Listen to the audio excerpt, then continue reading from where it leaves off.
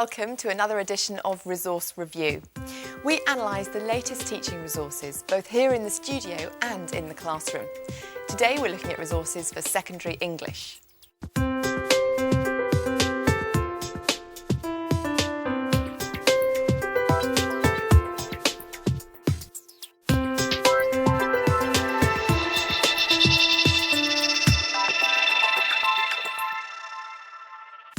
Recommending today's resources is our subject specialist, Simon Gibbons. Simon is the secondary PGCE English course leader at De Montfort University, Bedford. We also have John Hickman, a former teacher with 25 years of experience in the classroom. He is now English advisor for the London Borough of Redbridge. Also on the panel is Adrienne Jones, a freelance education consultant, resource expert and former teacher. Well, it's great to see you all here. Thanks for coming. Simon, as our expert, you're recommending 3 ICT-based resources for us to discuss for secondary English. Now, you seem quite taken with ICT. What is it about these 3? Well, they're each very different, and the fact they're ICT is slightly coincidental in a way, but I think if you're looking at English lessons and resources for English, I've got a kind of natural abhorrence to textbooks, so I'm looking for other things. And the CD-ROM we're looking at offers particular things to do with poetry which I don't think you could get in a text-based resource, really. I mean, part of its whole project is that it relieves you of some of the text things you have to do. And the 2 websites really are resources for teachers as much as they're for children, I suppose, and it's about what teachers can access through using the internet now to help them with their English teaching, really. OK, well, let's kick off with the CD-ROM then. It's called Unlocking Literature from Nate. Tell us more about it. Well, it's interesting actually because there's nothing new on here as such. What it takes all the poems that are used at GCSE level now in the anthologies, which I have to say can be taught in some quite dry ways because teachers are under a lot of pressure to cover an enormous amount of poetry for GCSE. What this has done is it's taken really imaginative approaches to poetry that all teachers have been using in English classes, cutting poems up, rewriting poems without the line breaks so you can think about how to structure them, blanking out poems and encouraging children to guess where the words go and offering them the chance to construct their own poems. Let's go and see the resource in action then. We're going to John Cabot City Technology School in Bristol, where teacher Chris Davies is using the resource.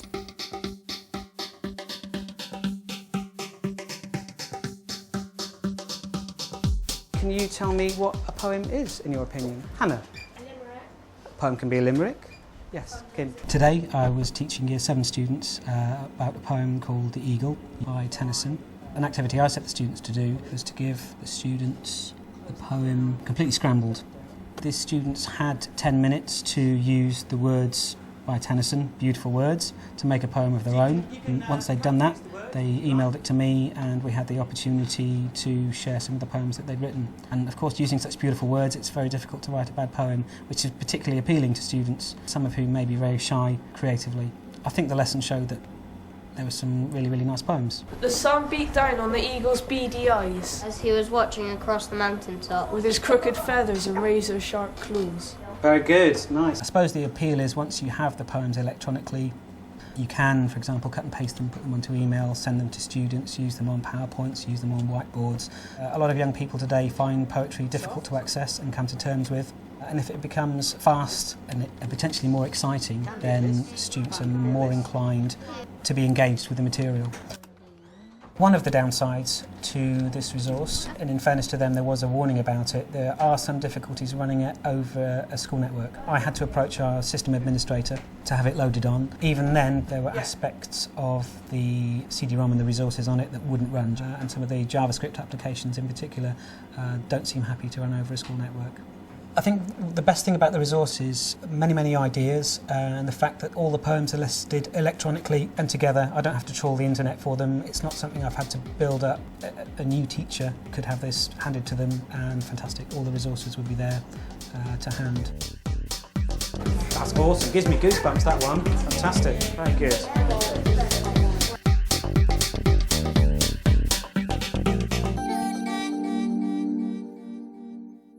Well, John, if I could come to you first. Poetry strikes me as quite a difficult to access subject. Does this kind of resource enhance accessibility? I think it does. I'm quite wary sometimes of the sorts of ICT resources that have been pushed out to schools because they're doing nothing that a good teacher in a classroom can't do. This one offers a sort of range of strategies with giving pupils the power to manipulate text, to get into text, work with it. With increasing use of whiteboards in the classroom, it also gives the teacher the power to get the text, as you see on the clip, to get the text onto the screen and for the students to see the teacher manipulating it and having access to the way in which text can be used. So that's sort of more superior to perhaps the older approach of actually just cutting up physically photocopied poems. But in theory, some of the things that it enables you to do, you could do yourself in a word processing package, say, and put that up on the whiteboard and save yourself quite a bit of money. You could, but what price kind of sanity and getting asleep at night, you know? I mean, these are the things that you can't put a price on, and I think the authors themselves are quite upfront in this, saying that there's nothing new on there. It's The only encouraging. proviso with it, though, is that it's got pre-1914 poetry, where it lists all the poems that are on the various syllabuses and in the anthologies. But with the post-1914, it just lists the poets, and you haven't got the availability of all the poems, which means that if teachers do want to be able to cut and paste and walls and so on, they do have to do it themselves. Well, I think Adrian's right. I mean, it's got the list there of the poems and the poets that are on the syllabuses and in the anthologies, and it's got some activity suggested, but it doesn't have the poems themselves in there, which I'm guessing is copyright issues. In that sense, there's less value there than there is certainly in the pre-1914 stuff.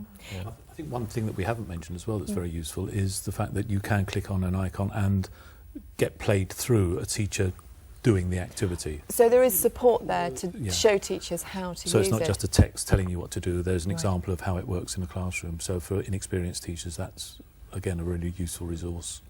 Great. Well, thank you all very much. Now let's move on to the second resource, which is the Poetry Society website. Simon, we've got a little bit of it here on the table, but I mean, why this website? Presumably there are many websites out there. Yeah, lots of websites, lots of poetry websites, but I think the Poetry Society is probably the original and best, I should say. I mean, what's interesting about it is it's not specifically for teachers. It covers all areas of poetry. It's for anyone who's an enthusiast, a writer of poetry, a reader of poetry, a buyer of poetry. My guess would be, I hope, that all English teachers love poetry, and therefore they would want to access this and enjoy some of the kind of extracurricular stuff there.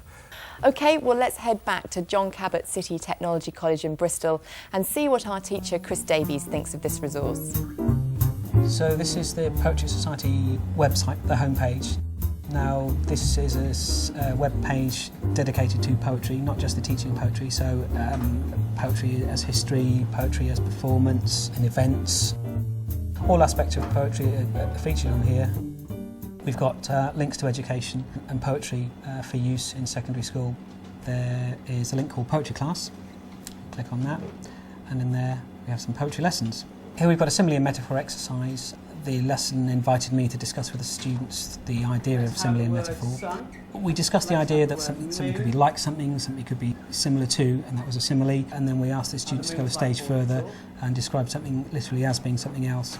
The moon is a huge snowball in disguise, heading towards us, forever being held back and melting in places. The lesson plans are arranged in key stages, which is very, very helpful. Forums to interact with other teachers, I guess, kids' poetry sites in particular, possibilities for training and the teaching of poetries, how to contact the training teams available. Useful addition, and it will appear on my favourites, definitely.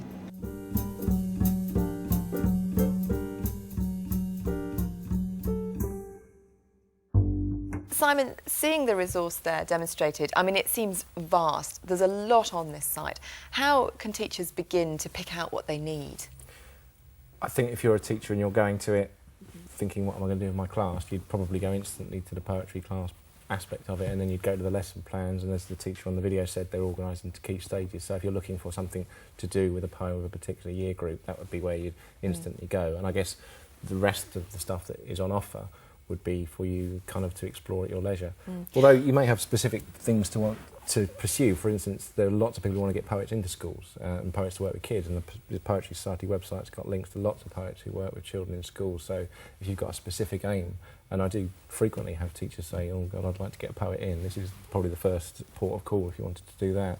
John, do you think involving the poet is a good way to bring poetry to life? Yeah, it's something. The Poetry Society has been doing it for a lot of years. I remember 30 years ago them helping me get poets into school, and they're still doing it. And certainly in my authority at the moment, there's at least 4 schools that use the Poetry Society as a way of getting real poets into school. And I think Simon's right that the website provides an insight into what real writers do, and there's a frequently asked questions section there again, which gives you an insight into what poets do and the sort of networks they form. And I think that's good for teachers and it's good for kids to see that. Adrienne, this is a free resource. Is that going to make it more attractive to teachers? Inevitably. And the fact that it's an interesting site and it's very easily navigated, and it's also organic. It's regularly updated, and it has a simplicity about it that makes it very easy to use. We seem to be discussing this resource very generally, but for teachers who are really under pressure, how are they going to come in and get the most out of this resource? Well, as I say, I think if you're going to go for a instant kind of reward as a teacher, you would go to the poetry class bit, you'd say, OK, I've got my year 9s in front of me, and there will be a lesson there written by a poet saying, here's my poem, this is what you might want to do in your class, and it'll be something very concrete like, let's have a look at metaphor or whatever. So there'll be some instant kind of rewards. If you are desperate at 8:45 in the morning, you've got a class turning up in 5 minutes, you could simply download the stuff and use it. I don't think that's the best part of this resource, but I think that's a very tangible and concrete thing you can gain from it. Well, thank you all very much. Moving away from poetry for the time being and opening up to a broader secondary English resource, let's look at the third one that Simon has chosen, and this is Project Gutenberg website. Simon, tell us more about this website. It's a fascinating website. It's basically a kind of online library of classic literature, I suppose. It does include poetry. It's basically texts published originally, I guess, before 1900, so they're out of copyright, and they've been put online in downloadable form, and there are 16,000 texts there. I mean, it's just an amazing volume of text, and there's a real interesting philosophy the whole site's got about making text accessible. How do you see it working? Is this a resource for teachers again, or are pupils going to go to this and start reading new books, e-books?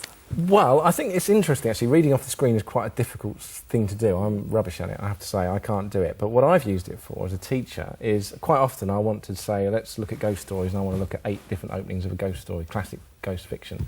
Now, I can go and search around in the library, I can go and find 8 books by whatever, or I can go on here and I'll instantly get printable pages, 8 opening pages of 8 novels. So it's a very interesting way to get quick looks at a whole range of fiction. And the kind of Gutenberg name, I guess, is about the printing press and about the printing press making information accessible to the masses in the 15th century. So I guess it's that kind of philosophy that lies behind it. So I kind of like that as well, because I'm a bit of a hippie.